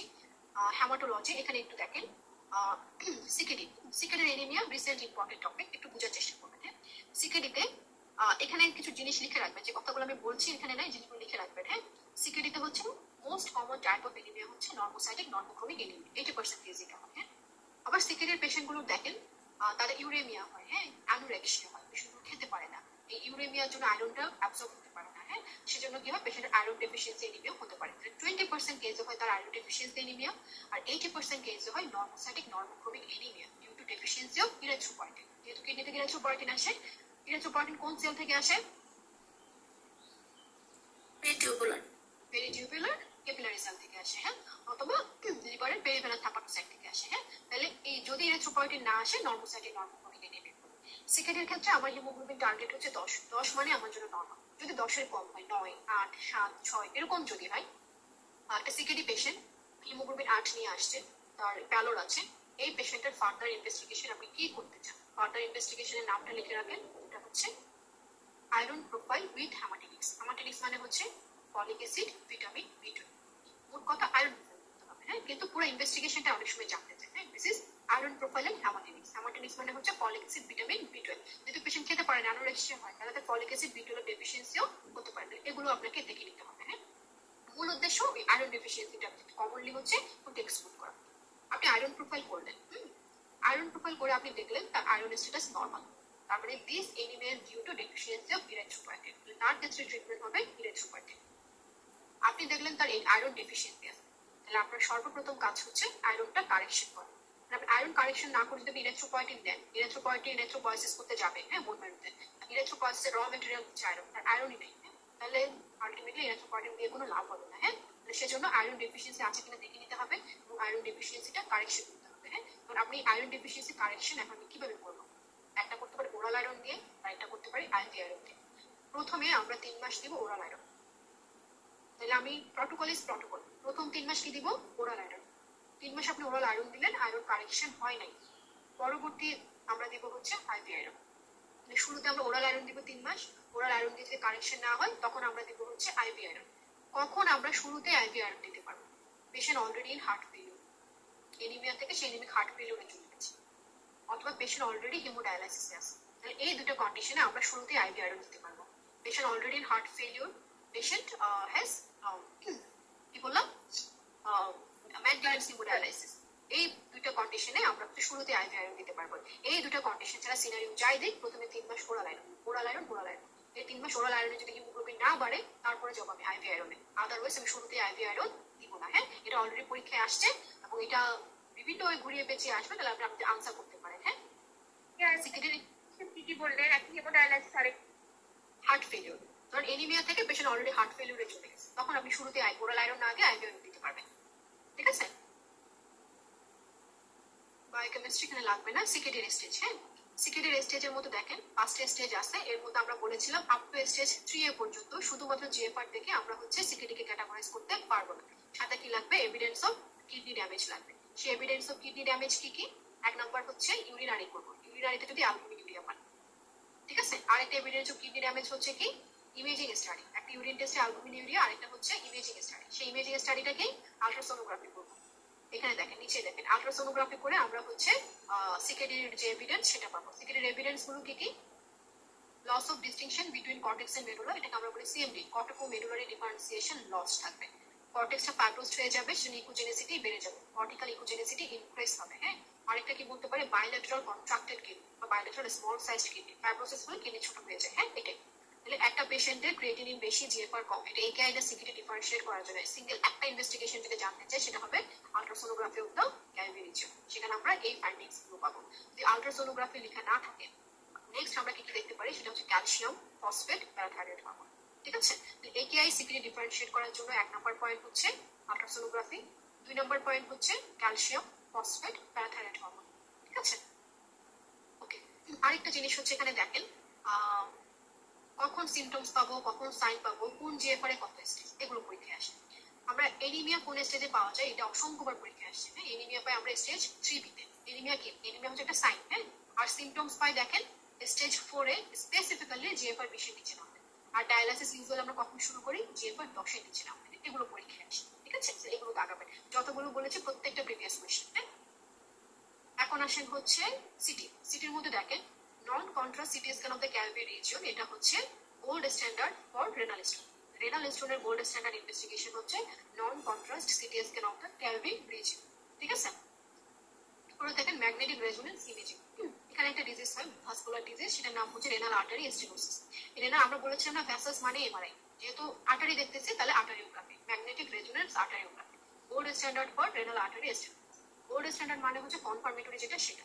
ঠিক আছে, আর এন্ডোক্রাইনে দেখবেন কিছু দেখবেন ইনিশিয়াল ইনভেস্টিগেশন, কিছু কনফার্মেটরি ইনভেস্টিগেশন। এগুলো একটু মানে আপনাকে জানতে হবে। হ্যাঁ, ইনিশিয়ালি কোনটা করবেন, কনফার্মেটরি কোনটা করবেন। ঠিক আছে, আর এখানে তো সরাসরি আপনাকে গোল্ড স্ট্যান্ডার্ডে জানতে চাইবে, সেটা হচ্ছে এমআরআই। হ্যাঁ, ম্যাগনেটিক রেজোনেন্স অ্যাঞ্জিওগ্রাফি। ঠিক আছে, এরপর হচ্ছে আমরা যে আইভিউ করি, হ্যাঁ আমরা ডাই দিয়ে হচ্ছে অনেকগুলো রেনাল ইনভেস্টিগেশন করি। হ্যাঁ, এই রেডিও এই যে ডাই দিয়ে যে আমরা ইনভেস্টিগেশন গুলো করি, হ্যাঁ সেগুলো কিছু কমপ্লিকেশন আছে। হ্যাঁ, এই কমপ্লিকেশন গুলো 3টে স্টার দিয়ে দাগাবেন। কমপ্লিকেশন গুলো থেকে এসবিএম হয়, এমসিকিউ হয়। ঠিক আছে, কি কি কমপ্লিকেশনস হতে পারে? প্রথমে হয় কন্ট্রাস্ট নেফ্রোটক্সিসিটি। এটা কি একেআই? আপনি একটা ডাই দিচ্ছেন, সেটার জন্য একেআই হয়ে গেছে। এটা লেস দেন 48 আওয়ার্স এর মধ্যে হয় ইউজুয়ালি। এটা একটু রিস্ক ফ্যাক্টর আছে। হ্যাঁ, আমি মনে রাখি হচ্ছে মাই পিএইচডি, মাই দিয়ে মনে রাখবেন মাল্টিপল মাইলোমা, পি দিয়ে মনে রাখবেন প্রি এক্সিস্টিং রেনাল ইমপ্যায়ারমেন্ট, আগে থেকে যার কিডনিতে সমস্যা। হ্যাঁ, এইচ দিয়ে মনে রাখবেন হাই অসমোলারিটি অথবা আয়নিক, একই কথা। হ্যাঁ, high osmolarity ionic contrast medium, এবং সেটা যদি আপনি বারবার দেন, আপনি আপনার ডিজায়ার্ড ফিল পান নাই, আপনাকে আবার টাইমস এরকম যদি হয় তাহলে তার একে হওয়ার সম্ভাবনা বেশি। ডি দিয়ে মনে রাখবেন দুটো, একটা হচ্ছে ডায়াবেটিস মেলাইটাস, আর একটা হচ্ছে ডিহাইড্রেশন। ডিহাইড্রেশনটা আপনাদের এখানে লেখা নাই, লিখে রাখেন ডিহাইড্রেশন। তাহলে মাই পিএইচডি এটা দিয়ে মনে রাখবেন। হ্যাঁ, এটা রিস্ক ফ্যাক্টর অনেকবার এমসিকিউতে আসছে। হ্যাঁ, প্রিভেনশন এমসিকিউ স্টেম হিসেবে থাকতে পারে, এমনিতে মানে এলপিএ হিসেবে ট্রিটমেন্ট দেওয়ার সম্ভাবনা তারপরে এটা নাই। এমসিকিউ স্টেম হিসেবে থাকতে পারে যে প্রিভেন্ট করার জন্য অ্যাডিকুয়েট হাইড্রেশন মেনটেন। হ্যাঁ, কিন্তু ডিহাইড্রেশন এটা কমনলি হচ্ছে, সেজন্য পেশেন্টকে প্রপার হাইড্রেশন মেনটেন করতে হবে। ওরাল ফ্লুইড দিবেন, প্রসিডিউরের সময় আইভি ফ্লুইড দিবেন, সে যদি কোনো নেফ্রোটক্সিক ড্রাগস খেয়ে থাকে সেটা বন্ধ করবেন। হ্যাঁ, এই হচ্ছে তার ট্রিটমেন্ট। 2 নম্বর কমপ্লিকেশন হচ্ছে কোলেস্টেরল অ্যাম্বুলিজম। এটা এখনো পার্ট 1 আসে না, বাট এটা আমার সিপির জন্য খুবই ইম্পর্টেন্ট একটা টপিক, সো আপনাদেরও আসতে পারে। হ্যাঁ, এটা খুবই সহজ। এনি প্রসিডিউর, সেটা হতে পারে আইভিউ, সেটা হতে পারে পিসিআই, সেটা হতে পারে সিএবিজি, সেটা হতে পারে ফিমোরাল ক্যাথেটার, সেটা হতে পারে জুগুলার ক্যাথেটার। এনি প্রসিডিউর, হ্যাঁ ভ্যাসেল রিলেটেড এনি প্রসিডিউর হয়েছে, প্রসিডিউর হওয়ার পরে সে কোনো একটা স্কিন ম্যানিফেস্টেশন নিয়ে আসছে। হ্যাঁ, এবং ইভেন সেটা প্রসিডিউরের 1 মাস পরেও আসছে। হ্যাঁ, এটা 1 মান্থ পরেও এটা আপনার ডেভেলপ করতে পারে। স্কিন ম্যানিফেস্টেশন বলা হতে পারে, ব্লিস্টার হতে পারে, নেক্রোসিস হতে পারে, গ্যাংগ্রিন হতে পারে, এনি স্কিন ম্যানিফেস্টেশন। একটা প্রসিডিউরের পরে যদি কোনো পেশেন্ট স্কিন ম্যানিফেস্টেশন নিয়ে আসে, ডায়াগনোসিস একটাই, কোলেস্টেরল অ্যাম্বুলিজম। এমআই হয়েছে ইমার্জেন্সি, তাকে ইমার্জেন্সি নিয়ে গেছে, তাকে পিসিআই করা হয়েছে, 1 মাস পর সে এখন হচ্ছে ল্যাবে স্কিন নেক্রোসিস নিয়ে আসছে, ডায়াগনোসিস একটাই, কোলেস্টেরল অ্যাম্বুলিজম। সিএবিজি হয়েছে স্কিন ইনফেকশন নিয়ে আসছে, স্কিনে র্যাশ নিয়ে আসছে, ব্লিস্টার নিয়ে আসছে, গুলা নিয়ে আসছে, কোলেস্টেরল অ্যাম্বুলিজম। আইভিউ হয়েছে এখন স্কিনে র্যাশ নিয়ে আসছে, কোলেস্টেরল অ্যাম্বুলিজম। ঠিক আছে। 3 নম্বর যেটা সেটা হচ্ছে nephrogenic sclerosing fibrosis after MRI contrast agent, যাদেরকে গ্যাডোলিনিয়াম দিয়ে হচ্ছে এমআরআই করা হয় তাদের ক্ষেত্রে এটা হতে পারে, সবার হবে না। যার আগে থেকেই সিকেডি আছে শুধুমাত্র তাদের হবে। ধর একটা পেশেন্টের সিকেডি আছে, তাকে এমআরআইতে গ্যাডোলিনিয়াম দেওয়া হচ্ছে, ঠিক আছে। গ্যাডোলিনিয়াম কি করে, সে কিছুদিন এবার 1 বছর পরেও হতে পারে, হ্যাঁ, সে কি করে, সে হচ্ছে স্কিনকে টাইট করে দেবে, হ্যাঁ। স্কিন টাইট যদি হয় তাহলে জয়েন্ট গুলো কিরকম হয়ে যাবে, স্টিফ হয়ে যাবে, হ্যাঁ। স্টিফ জয়েন্ট, টাইট শাইনি স্কিন নিয়ে আসবে, হ্যাঁ, as like a systemic sclerosis. আপনার ফিচার দেখে মনে হবে এটা তো সিস্টেমিক স্ক্লেরোসিস, ছোট করে দেখবেন কোথাও একটা লেখা আছে সে কোনো এক আমলে পড়ে গেছিল, তারপর তাকে হচ্ছে ইমার্জেন্সিতে নিয়ে গিয়ে এমআরআই করা হচ্ছে, হ্যাঁ। এমআরআই ব্যাকগ্রাউন্ড হিস্ট্রি দিয়ে যদি সিস্টেমিক স্ক্লেরোসিসের ফিচার্স দেখে ডায়াগনোসিস হবে nephrogenic sclerotic fibrosis, not systemic sclerosis, ঠিক আছে। তাহলে আবার সিকেডি পেশেন্টের এমনিতে হাইপারটেনশন থাকে না, আবার সিস্টেমিক স্ক্লেরোসিস ও হাইপারটেনশন থাকে, সো আমরা কনফিউজড হয়ে যাই। তাহলে এমআরআইটা একটু খেয়াল রাখবেন, হ্যাঁ। এমআরআই ব্যাকগ্রাউন্ডে যদি সিস্টেমিক স্ক্লেরোসিসের ফিচার্স দেয় সেটা হবে নেফ্রোজেনিক স্ক্লেরোজিক ফাইব্রোসিস, ঠিক আছে। ওকে, এরপর দেখেন রেডিও নিউক্লিয়ার স্টাডি, হ্যাঁ। রেডিও নিউক্লিয়ার স্টাডিটা আচ্ছা, এখানে হচ্ছে আমি একটু করে লিখেছি, 3টা হচ্ছে রেডিও নিউক্লিয়ার স্টাডি আছে, ছোট ছোট করে একটু বইতে লিখে রাখবেন, এটা প্যারাগ্রাফ আমাদের পরীক্ষার আগে পড়া ধৈর্য থাকবে না, হ্যাঁ। প্রথমে হচ্ছে টেকনিশিয়াম ম্যাক 3, এটা দিয়ে আমরা দেখবো হচ্ছে অবস্ট্রাকশন, লাইক ধরেন পেলভিউরেটরি জাংশন অবস্ট্রাকশন আপনি দেখতে চাচ্ছেন, কিডনির কোথাও কোনো অবস্ট্রাকশন আছে কিনা দেখতে চাচ্ছেন, তখন আমরা এটা করবো। এটা দিয়ে আরেকটা আমরা কি দেখতে পারি, কিডনির পারফিউশন, ব্লাড সাপ্লাইটা কেমন সেটা আমরা দেখতে পারি, ঠিক আছে। আরেকটা হচ্ছে ডিটিপিএ, আমাদের মধ্যে ডিপিটিএ লেখা আছে, হ্যাঁ, ডিপিটিএ হবে না, ডিটিপিএ হবে, হ্যাঁ। ডিটিপিএ দিয়ে আমরা কি কি দেখি, জিএফআর দেখি, পারফিউশন দেখি, ঠিক আছে। পারফিউশন আমরা দুটো দিয়ে দেখতে পারতেছি, টেকনিশিয়াম ম্যাক 3 দিয়েও দেখতে পারতেছি, ডিটিপিএ দিয়েও দেখতে পারতেছি, ঠিক আছে। আরেকটা আছে হচ্ছে ডিএমএস, এটা সবচেয়ে ইম্পর্টেন্ট। এটা দিয়ে আমরা কি কি দেখি দেখেন, আমরা কিডনির মরফোলজিটা দেখি, কিডনির সাইজ কিরকম, কিডনির শেপ কিরকম, কিডনির স্ট্রাকচারটা কিরকম। স্ট্রাকচার মানে হচ্ছে কিডনির স্ট্রাকচারে কি আছে, কর্টেক্স আছে, মেডুলা আছে, কর্টেক্সটা কিরকম, মেডুলাটা কিরকম, এটা আমরা বুঝতে পারি। কর্টেক্স যদি স্ক্লেরোসিস হয়ে যায়, কর্টেক্স যদি থিক হয়ে যায়, কারণ যে কর্টিক্যাল নেফ্রোপ্যাথি ডেভেলপ করে সেটাও আমরা এই ডিএমএসি দিয়ে বুঝতে পারবো, ঠিক আছে। কারণ যে রিফ্লাক্স নেফ্রোপ্যাথি ডেভেলপ করে, হ্যাঁ, সেটাও আমরা হচ্ছে ডিএমএসি দিয়ে বুঝতে পারবো, কারণ মরফোলজি অল্টার পেয়েছে। আরেকটা জিনিস আমরা কি দেখতে পারি, individual function of each kidney, হ্যাঁ। আপনি রাইট কিডনি কতটা কাজ করতেছে, লেফট কিডনি কতটা কাজ করতেছে, এই দুটা আপনি ডিফারেন্সিয়েট করতে পারবেন ডিএমএসি, হ্যাঁ, ইন্ডিভিজুয়াল ফাংশন অফ কিডনি দেখার জন্য। এখন একটা পরীক্ষায় প্রশ্ন ছিল এরকম যে following which factor can measure by, অথবা by following which factor we can measure GFR. Inulin ছিল, ইডিটিএ ছিল, তারপর হচ্ছে আপনাদের আরো অনেকগুলো ইয়ে আছে না, যে কোন কোন ইয়া দিয়ে আমরা হচ্ছে ইউরিয়া ছিল যে জিএফআর মেজার করতে পারি, সাথে ডিটিপিও ছিল। কিন্তু ওই যে ওই বক্সে ডিটিপিএ নাই, সেজন্য সবাই ডিটিপিএ পজ লাগিয়ে আসছে, হ্যাঁ। ডিটিপিএ দিয়েও আমরা জিএফআর মেজার করতে পারি। আমরা ফিজিওলজিতে পড়ছেন না কি কি ফ্যাক্টর দিয়ে জিএফআর মেজার করা যায়, ইনুলিন, ক্রিয়েটিনিন, ইউরিয়া, ইডিটিএ, ডিটিপিএ দিয়েও মেজার করা যায়, হ্যাঁ। ডিটিপিএটাও আনসার করতে হবে, ঠিক আছে। এই জিনিসগুলো ছোট ছোট করে একটু লিখে রাখবেন, তাহলে হচ্ছে পরীক্ষার আগে এত বিশাল কিছু করতে হবে না, হ্যাঁ। ম্যাক 3 বললাম, হ্যাঁ, ডিটিপিএটাও বললাম, হ্যাঁ। তারপর হচ্ছে যে ডিএমএসি দিয়ে আমরা কি কি জিনিস দেখি সেটাও আমরা বললাম, হ্যাঁ।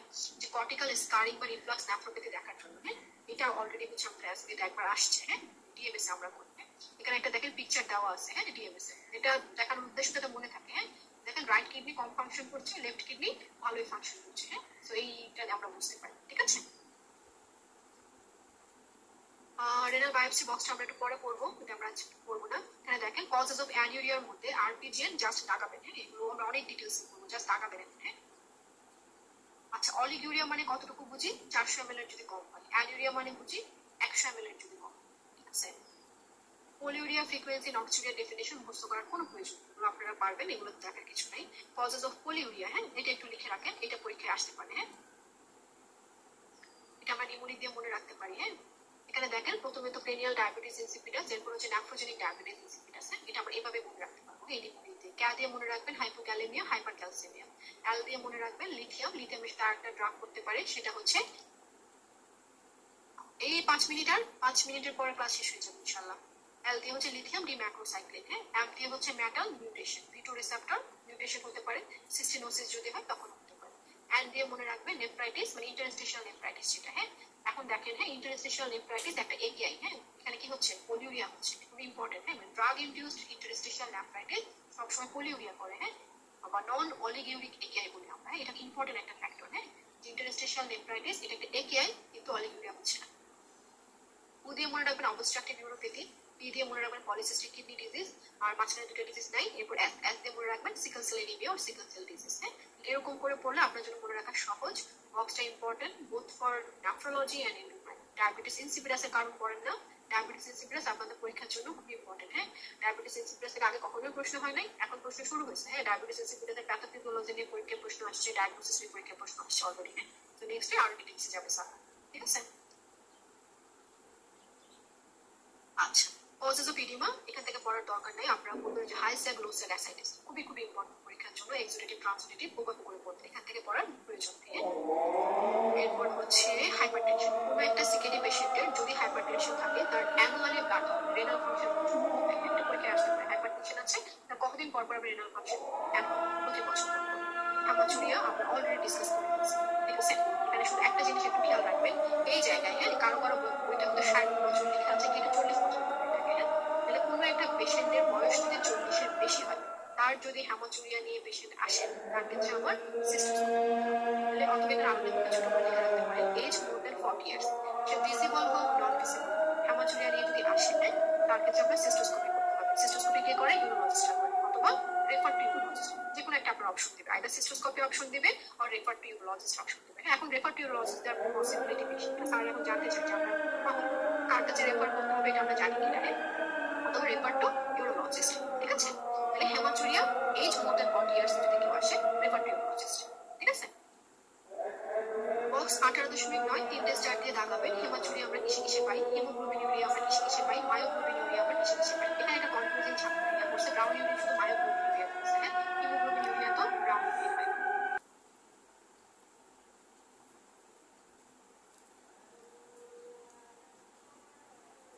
আচ্ছা, হিমোগ্লোবিন ইউরিয়া হচ্ছে কি কি কারণে হতে পারে? ইন্ট্রাভাস্কুলার হিমোলাইসিস হতে পারে। হ্যাঁ, ইন্ট্রাভাস্কুলার হিমোলাইসিসের মধ্যে কি কি কারণে ইন্ট্রাভাস্কুলার হিমোলাইসিস হয়? লাইক আপনার হচ্ছে ডিআইসি তে হতে পারে, হিমোলাইটিক ইউরেমিক সিনড্রোমে হতে পারে, হ্যাঁ, ফেলসিপারাম ম্যালেরিয়াতে হতে পারে, তারপর হচ্ছে স্নেক বাইটে হতে পারে, ঠিক আছে? সো ইন্ট্রাভাস্কুলার হিমোলাইসিসের কারণগুলো আপনাকে জানতে হবে। হ্যাঁ, মায়োগ্লোবিন ইউরিয়া মাসল ভাবে যায়, র্যাপিডোমায়োলাইসিস যদি হয়, হ্যাঁ, তখন কিছু হতে পারে। লাইক ধরে কোনো একটা পেশেন্টের নিউরোলেপটিক মেলিগন্যান্ট সিনড্রোম হলো, হ্যাঁ, অথবা মেলিগন্যান্ট হাইপারথার্মিয়া হলো, তখন র্যাপিডোমায়োলাইসিস হয়। হ্যাঁ, তখন হচ্ছে তার মায়োগ্লোবিন ইউরিয়া হতে পারে, ঠিক আছে? স্নেক বাইট ও র্যাপিডোমায়োলাইসিস তখন তার মায়োগ্লোবিন ইউরিয়া হতে পারে, ঠিক আছে?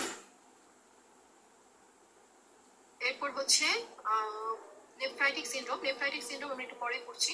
ইনভেস্টিগেশন অফ নেফ্রাইটিক সিনড্রোম তিনটে স্টার দিয়ে দাগাবেন, এখন করার দরকার নাই, এটা আমরা পরে করবো।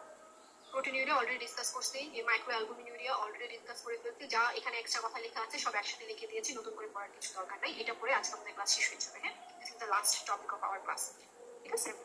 দেখেন, আমরা যে কিডনির যে ডিজিজ সেটাকে আমরা দুই ভাগে ভাগ করি, একটা হচ্ছে নেফ্রোটিক প্রেজেন্টেশন আর একটা হচ্ছে নেফ্রাইটিক প্রেজেন্টেশন, ঠিক আছে? একটু ইম্পর্টেন্ট জিনিসগুলো। হ্যাঁ, নেফ্রোটিক প্রেজেন্টেশনটা কি? যেটা হচ্ছে আমরা যেটা নেফ্রোটিক সিনড্রোম করতাম সেটা হচ্ছে নেফ্রোটিক প্রেজেন্টেশন। বেসিক প্যাথোফিজিওলজি হচ্ছে কি? পোডোসাইট ইনজুরি হচ্ছে। হ্যাঁ, পোডোসাইটটা হচ্ছে অনেক নিচে থাকে, তাই না? প্রথমে এন্ডোথেলিয়াল সেল, বেসমেন্ট মেমব্রেন, এরপর পোডোসাইট। পোডোসাইট ইনজুরি হলে ওই নেগেটিভ চার্জটা লস হয়ে যায়, যার কারণে প্রোটিন ইউরিনে চলে যায়। সেজন্য পেশেন্টে কি পাবেন? আপনি প্রোটিন ইউরিয়া পাবেন। হ্যাঁ, মোর দেন 3.5 গ্রাম পার 24 আওয়ার্স।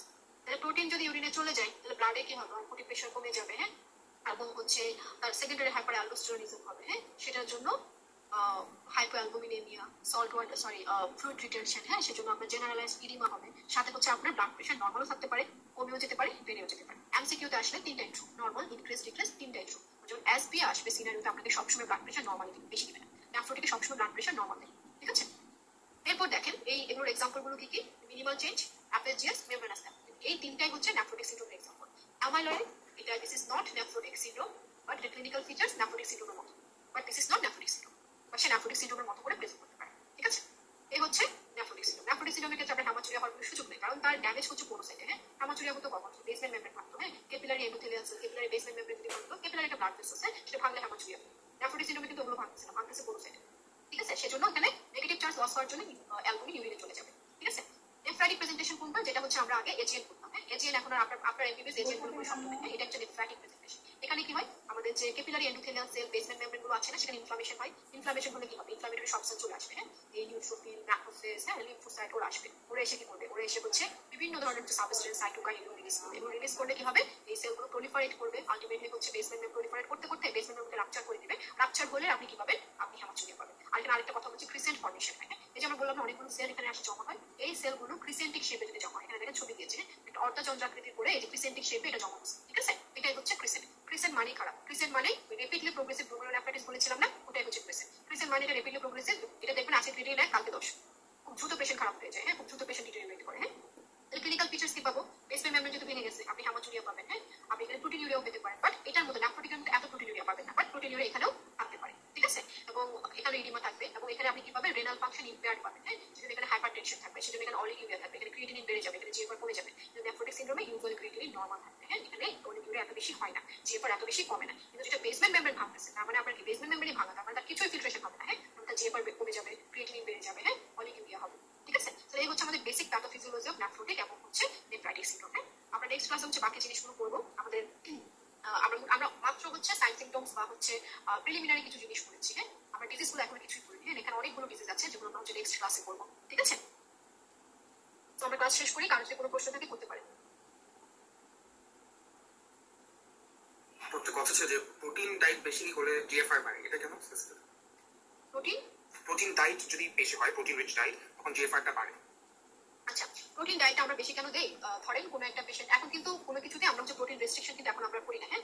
এটা একটা সময় হচ্ছে আমরা অনেকে প্রোটিন রেস্ট্রিকশন করতো, হ্যাঁ, বেসিক্যালি পেশেন্ট প্রোটিন রেস্ট্রিকশন, হ্যাঁ, এখন কিন্তু আমরা সেটা করি না, হ্যাঁ। এখন প্রোটিন দিলে কেন জিএফআর বাড়তেছে? এটা যে জিএফআর বাড়ার জন্য যে আমরা প্রোটিন দিচ্ছি বিষয়টা এরকম না, হ্যাঁ, যেহেতু তার হাইপার অ্যালবুমিনিমিয়া হচ্ছে, হ্যাঁ, অ্যালবুমিন বের হয়ে যাচ্ছে, হ্যাঁ, সেজন্য আমরা হচ্ছে তার হাই প্রোটিন ডায়েট দিই, হ্যাঁ। তাহলে আপনি যদি হাই প্রোটিন ডায়েট দেন, হ্যাঁ, তাহলে বডিতে কি হবে? আমাদের যে অঙ্কটিক প্রেশারের যে আবরমানিটিটা ছিল, হ্যাঁ, সেটা হচ্ছে আপনার মানে কি বলবো নিউট্রালাইজ হয়ে যাবে আর কি, হ্যাঁ। প্রোটিন দিলে যে জিএফআর বাড়বে এরকম কোনো কিছু নাই, ঠিক আছে। তাহলে আপনার বডিটা হচ্ছে জাস্ট একটু হচ্ছে নর্মালাইজ হওয়ার চেষ্টা করবে, হ্যাঁ, যে প্রোটিনটা লস হয়ে গেল সেই প্রোটিনটা হচ্ছে আপনার রিকভার করার একটা হচ্ছে জাস্ট এটা রিপ্লেস করার একটা ওয়ে হচ্ছে হাই প্রোটিন ডায়েট, হ্যাঁ। এটা যে খুব বেশি জিএফআর বাড়াবে বিষয়টা এরকম না। আপু ফিজিওলজিতে একটা জায়গায় পয়েন্ট ছিল যে জিএফআর বাড়ানোর একটা পয়েন্ট হচ্ছে high protein diet and hyperglycaemia, আবার আরেক জায়গায় লেখা ছিল যে জিএফআর বাড়ে হচ্ছে। আচ্ছা শুনেন, যদি হচ্ছে আপনি অ্যাক্সেস প্রোটিন খান বা অ্যাক্সেস প্রোটিন যদি বডিতে থাকে, হ্যাঁ, আমি এখন যেটা বলছি সেটা হচ্ছে ন্যাফ্রোটিক নেফ্রাইটিকের ব্যাকগ্রাউন্ডে বলেছি, হ্যাঁ। এখন ধরে ন্যাফ্রোটিক নেফ্রাইটিকের ব্যাকগ্রাউন্ড ছাড়া একটা পেশেন্টের যদি প্রোটিন বেশি হয়, হ্যাঁ, অ্যাক্সেস প্রোটিন যদি হয়, সেই অ্যাক্সেস প্রোটিন যদি হচ্ছে আপনার গ্লোমেরুলার বেসমেন্ট মেমব্রেন ক্রস করে বোমেন্স ক্যাপসুলে চলে যায়, হ্যাঁ, তাহলে বোমেন্স ক্যাপসুলের প্রোটিন কন্টেন্টটা যদি বেড়ে যায়, তাহলে প্রোটিন তাহলে কি হবে? ওই জায়গার কলোইডাল অসমোটিক প্রেশারটা বেড়ে যাবে। এটা মানে কি? এটা মানে হচ্ছে সে পানিকে নিচের দিকে টেনে নেবে, পানিকে যদি নিচের দিকে সে টেনে নেয় তখন সেটা জিএফআরটা বেড়ে যাবে, হ্যাঁ। এটা হচ্ছে ফিজিওলজিক্যাল কনটেক্সট, হ্যাঁ, নট ডিজিজ কনটেক্সট। তাহলে কেউ যদি ডিজিজ কনটেক্সট আর অ্যাক্সেস প্রোটিন যদি কারো বডিতে থাকে, সেই অ্যাক্সেস প্রোটিন যদি আপনার গ্লোমেরুলার বেসমেন্ট মেমব্রেন ক্রস, একটা থ্রেশহোল্ড আছে তাই না, বেসমেন্ট মেমব্রেনের, সেই থ্রেশহোল্ড ক্রস করে যদি বোমেন্স ক্যাপসুলে চলে আসে, তাহলে বোমেন্স ক্যাপসুলের প্রোটিন গুলো কি করবে? পানিকে তার নিচের দিকে টেনে নেবে, হ্যাঁ। যে আমরা একটা যে ফিগার আছে না যে ওই জিএফআর কখন বাড়ে কখন কমে, হ্যাঁ, সেখানে দেখবেন বোমেন্স ক্যাপসুলের অঙ্কটিক প্রেশার যদি বেড়ে যায় সে পানিকে নিচের দিকে টেনে দিবে, তখন হচ্ছে তার জিএফআর বাড়বে না। গ্লুকোজ হচ্ছে সেম, গ্লুকোজ যখন যাবে সে অসমোটিক্যালি অ্যাক্টিভ, সে পানিকে নিচের দিকে ধরে নিয়ে গিয়ে বের হয়ে যাবে, তখন হচ্ছে জিএফআরটা বেড়ে যাবে, হ্যাঁ। তাহলে দেখেন এই জিনিসগুলো খারাপ কেন? হ্যাঁ, এগুলো করতে করতে কিন্তু গ্লোমেরুলোনেফ্রাইটিস ডেভেলপ হয়, এগুলো করতে করতে সিকিলি ডেভেলপ হয়। আপনি যখন নেফ্রনগুলোকে, হ্যাঁ, গ্লোমেরুলাসগুলোকে কন্টিনিউয়াসলি মধ্যে হাই প্রেশারের মধ্যে রাখবেন, হ্যাঁ, তখন এই প্রেশার সে মেনটেন করতে করতে এক পর্যায়ে গিয়ে তার এই মেনটেন করার ক্যাপাবিলিটি থাকবে না, হ্যাঁ। তখন গিয়ে হচ্ছে পেশেন্টের ওই যে কনসেন্ট্রেটিং ডাইলুটিং যে ক্যাপাবিলিটি আছে সেটা লস হয়ে যায়, তখন গিয়ে পেশেন্টের সিকিলি ডেভেলপ হয়ে যায়, হ্যাঁ। যে ডায়াবেটিসের পেশেন্টকে আমরা ভয় পাই, ডায়াবেটিক নেফ্রোপ্যাথি কেন? যে অ্যাক্সেস গ্লুকোজ ফিল্ট্রেশন হচ্ছে, এই অ্যাক্সেস গ্লুকোজ গ্লোমেরুলাস একটা অ্যাক্সেস প্রেশার দিচ্ছে না, প্রথম হচ্ছে জিএফআর বাড়ানোর মাধ্যমে গ্লোমেরুলাস সেটাকে নরমালাইজ করার চেষ্টা করে, কিন্তু গ্লোমেরুলাসের একটা ক্যাপাবিলিটি আছে, হ্যাঁ, কিছুদিন পরে গিয়ে সে সেটা আর পারে না, যে জিএফআর সে আর বাড়াতে পারে না, তখন গিয়ে হচ্ছে পেশেন্টের নেফ্রোপ্যাথি তৈরি হয়ে যায়, বুঝতে পেরেছেন? জি আপু, থ্যাংক ইউ।